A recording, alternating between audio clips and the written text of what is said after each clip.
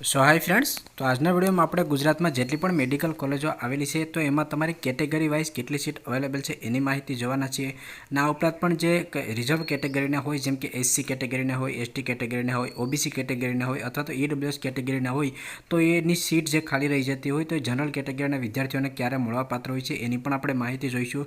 અને જે એનઆરઆઈ કોટાની સીટો છે એ ખાલી રહી જાય તો એ પણ મેનેજમેન્ટ કોટામાં કન્વર્ટ છે તે થતી હોય છે. તો પહેલાં આપણે આ વિડીયોમાં ગવર્મેન્ટ કોલેજ, જેમએલએસ કોલેજ અને સેલ્ફ ફાઇનાન્સ કોલેજો આવેલી છે એમાં તમારી સીટો કેટલી અવેલેબલ છે એની માહિતી તમારી પાસે હોવી જોઈએ, જેથી કરીને તમને પ્રથમ રાઉન્ડનું રિઝલ્ટ આવે ત્યારે પણ આગળ તમને એની માહિતી મળી રહે કે આ હવે કોલેજ તમે સિલેક્ટ કરશો તો તમારી કેટેગરીની સીટ ખાલી છે કે નહીં. એની સંપૂર્ણ માહિતી તમારી પાસે હોય અને તમે કોલેજ પસંદ કરો તો તમને કાંઈ પણ પ્રકારનો પ્રોબ્લેમ ના રહે. તમારા જે કેટેગરી છે એની સીટો ખાલી ના રહી ગઈ હોય અને તમારે ફક્ત તમે તમારી કેટેગરીનો મેરિટ નંબર જોઈ અને તમે સેકન્ડ રાઉન્ડમાં કોલેજ પસંદ કરતા હોય તો એ કોલેજ પસંદ કરવાનો કોઈ મતલબ નથી રહેતો, કારણ કે હવે તમને જનરલ મેરિટ નંબર આધારે એડમિશન છે તે આપવામાં આવશે, કારણ કે તમારી કેટેગરી મુજબની સીટો છે તે ફૂલફિલ થઈ ગઈ હોય છે. તો આ વિડીયોમાં આપણે એની સંપૂર્ણ માહિતી જોઈશું, જેથી કરીને તમને એ ખ્યાલ આવશે કે તમારી કેટેગરી મુજબની સીટો છે તે અવેલેબલ છે કે નહીં. આ ઉપરાંત પણ જ્યારે એડમિશન પ્રોસેસ ચાલુ થશે ત્યારે હું તમને સંપૂર્ણ માહિતી સ્ટેપ બાય સ્ટેપ આપીશ, તમને કાંઈ પણ પ્રકારનો પ્રોબ્લેમ છે તે રહેશે નહીં. અને જ્યારે પણ એડમિશન પ્રોસેસ ચાલુ થાય ત્યારે તમારે ફોર્મ ભરવાથી લઈ અને જ્યાં સુધી કોલેજ અને સ્કોલરશિપને હોસ્ટેલ ના મળે ત્યાં સુધી સંપૂર્ણ અપડેટ માટે તમે પેડ કાઉન્સેલિંગ પણ યુઝ કરી શકો છો, જેથી કરીને તમામ અપડેટ તમને વોટ્સઅપમાં મળી શકે અને ડાયરેક્ટ તમે મારી સાથે કનેક્ટ થઈને કોઈ પણ પ્રશ્ન મને પૂછી શકો. આ ઉપરાંત પણ હું તમામ અપડેટ છે ઇન્સ્ટાગ્રામ પેજમાં અને યુટ્યુબમાં પણ આપતો રહીશ. તો હવે આપણે વિડીયોના ટોપિક પર આવીએ અને જો તમે ચેનલમાં ન હોય તો ચેનલને સબસ્ક્રાઈબ કરવાનું પણ ભૂલશો નહીં. તો પહેલાં અહીંયા ગવર્મેન્ટ મેડિકલ કોલેજ છે એ અહીંયા તમે જોઈ શકશો. તો જે અમદાવાદની મેડિકલ કોલેજો આવેલું છે એમાં ટોટલ 250 સીટ અવેલેબલ છે.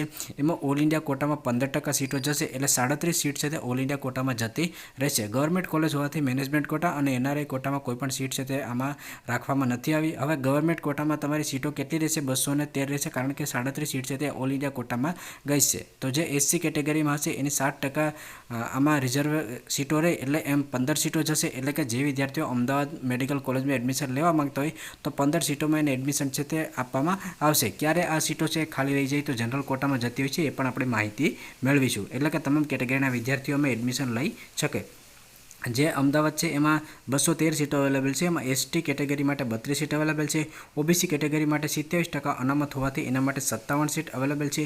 ઈડબ્લ્યુએસ માટે 10% સીટ રિઝર્વ હોવાથી 21 સીટો લાગુ પડશે. ઓપન કેટેગરીના વિદ્યાર્થીઓને 88 સીટ, એમ ટોટલ 213 સીટ છે તે થશે. એવી રીતે સેમ તમે જોઈ શકો છો સુરત મેડિકલ કોલેજ છે તો એમાં ઓલ ઇન્ડિયા કોટામાં 37 જશે, ટોટલ સીટ 250 છે. ત્યાર પછી ગવર્મેન્ટ કોટામાં 213 હશે. એસસી કેટેગરીમાં એમાં પણ 15, એસટીમાં એમાં પણ 32, ઓબીસી કેટેગરીના વિદ્યાર્થીઓને 58 જશે, ઈડબ્લ્યુએસના 21 જશે અને ઓપન કેટેગરીના વિદ્યાર્થીઓને 87 જશે અને ટોટલ 213 સીટમાં તમે એડમિશન ગુજરાતમાં લઈ શકો છો. ત્યાર પછી જામનગરની મેડિકલ કોલેજ હશે તો ઓલ ઇન્ડિયા કોટામાં 38 જશે 250માંથી. ત્યાર પછી ગવર્મેન્ટ કોટામાં 212 જશે. એસસી કેટેગરીના વિદ્યાર્થીઓને 15 સીટમાં એડમિશન મળશે. એસટી કેટેગરીના વિદ્યાર્થીઓને 32 સીટમાં એડમિશન મળશે.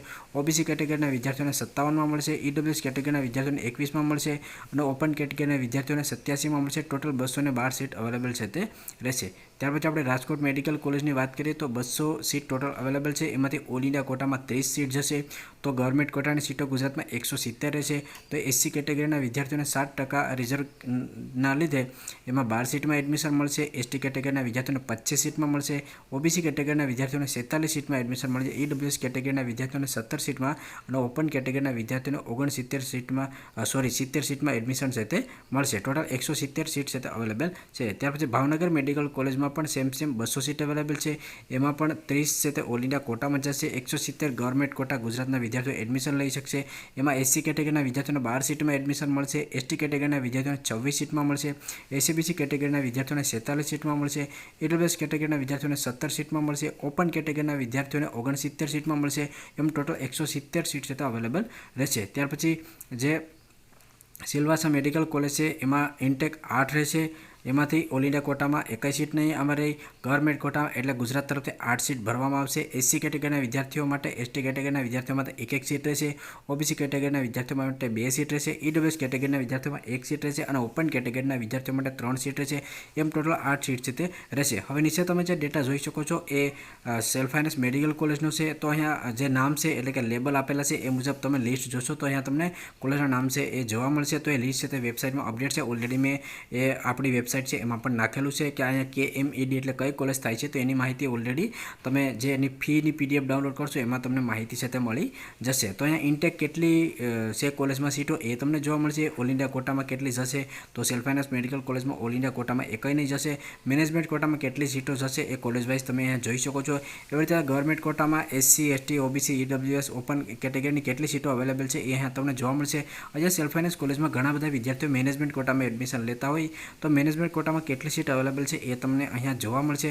અને NRI કોટાની સીટો ફૂલ ના થાય તો NRI કોટાની સીટોને મેનેજમેન્ટ કોટામાં કન્વર્ટ છે તે કરી દેવામાં આવતી હોય છે. તો આ SFI કોટાનો ડેટા છે એ તમે આરામથી સ્ક્રીનશોટ લઈને જોઈ શકો છો, અથવા હું વેબસાઇટમાં પણ PDF છે તે અપલોડ કરી દઈશ. ત્યાર પછી GMRS મેડિકલ કોલેજ છે, તો આમાં જેટલી પણ મેડિકલ કોલેજો છે એના લેબલ તમને અહીંયા જોવા મળશે. તમે એક પછી એક હું તમને બતાવીશ તો તમે આ વિડીયો લોંગ થઈ જશે, તમે બોર થઈ જશો. તો અહીંયા તમે જેટલી સીટો અવેલેબલ છે એની કેટલી સીટો SC માટે, ST માટે, OBC માટે, EWS માટે, ઓપન માટે છે એની સંપૂર્ણ માહિતી તમે અહીંયા જોઈ શકો છો. અને જે મ્યુનિસિપલ મેડિકલ કોલેજ છે જે સુરતમાં આવેલી છે અને જે અમદાવાદમાં આવેલી છે એનો ડેટા પણ અહીંયા તમને જોવા મળશે. જેટલી પણ NRI સીટો છે એ ખાલી રહી જતી હોય તો એ મેનેજમેન્ટ કોટામાં કન્વર્ટ છે તે કરી દેવામાં આવતી હોય છે.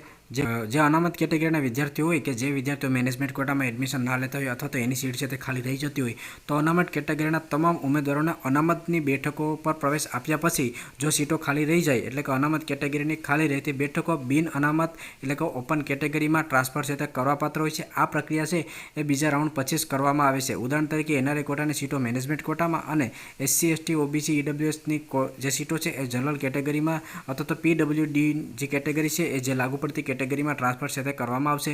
એ ક્યારે ટ્રાન્સફર કરવામાં આવશે, જ્યારે તમારો બીજો રાઉન્ડ પૂરો થઈ જાય ત્યાર પછી જ કરવામાં આવશે. એ જ્યારે રાઉન્ડની પ્રોસેસ ચાલુ થશે ત્યારે પણ હું તમને સમજાવી દઈશ. આ ઉપરાંત પણ જે પેડ કાઉન્સિલિંગ યુઝર હોય તો એની સીટો ખાલી રહી ગઈ છે બીજા રાઉન્ડ પછી અથવા તેમને મળશે કે નહીં તો એને પર્સનલ અપડેટ પણ આપતો રહીશ. તો આ રીતે તમને જે તમારું સીટ મેટ્રિક છે તમે જોઈ શકો છો.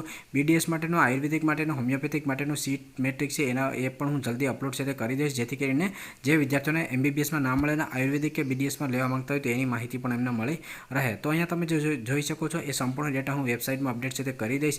આ ઉપરાંત પણ તમે અહીંયાથી સ્ક્રીનશોટ લઈને પણ આની માહિતી છે તે મેળવી શકો છો. તો આશા કરું કે આ વિડીયો તમને પસંદ આવ્યો છે. જો પસંદ આવ્યો તો વિડીયો લાઇક કરજો અને ચેનલમાં ન હોય તો ચેનલને સબસ્ક્રાઈબર કરવાનું ભૂલશો નહીં.